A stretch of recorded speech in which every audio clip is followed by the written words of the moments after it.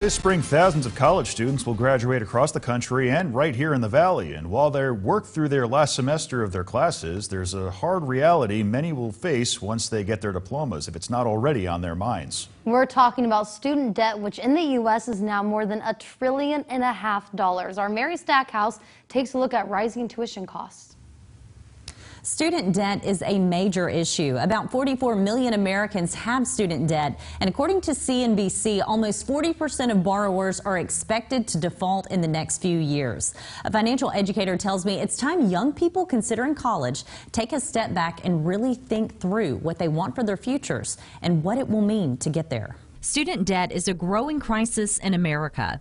This as tuition costs rise and as many struggle to make a dent in paying back their student loans. And wages are not keeping up with rising tuition. Take a look. In 1983, tuition and fees were $1,155. Minimum wage in 83 was $3.10. By 2000, tuition and fees at UAH were $3,284.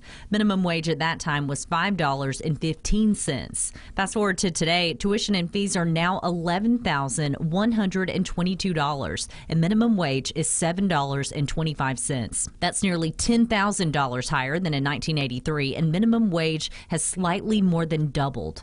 Another way to look at it, in 1983, it would take you 360 hours to pay off 1 year of tuition and fees. Today, it would take you more than 1,500 hours, or 4 times as much, to pay off your year of tuition and fees. And we're not even including housing, meal plans, books, or other fees students commonly pay.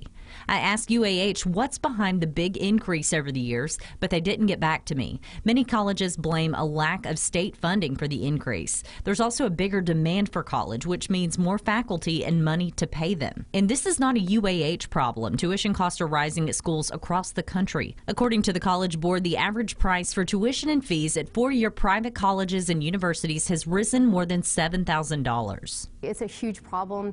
And I would even say even more, it's a issue that we may need to look at in our society, that we say everybody needs to get a 4-year degree. There's not a debate, everybody needs a skill, but how you go about getting that doesn't have to be $100,000 worth of debt. Tomorrow we'll take a look at dealing with school debt and smart steps young people can take who are considering college. So be sure to tune in right here on WZDX News. Putting the Valley first, Mary Stackhouse, WZDX News.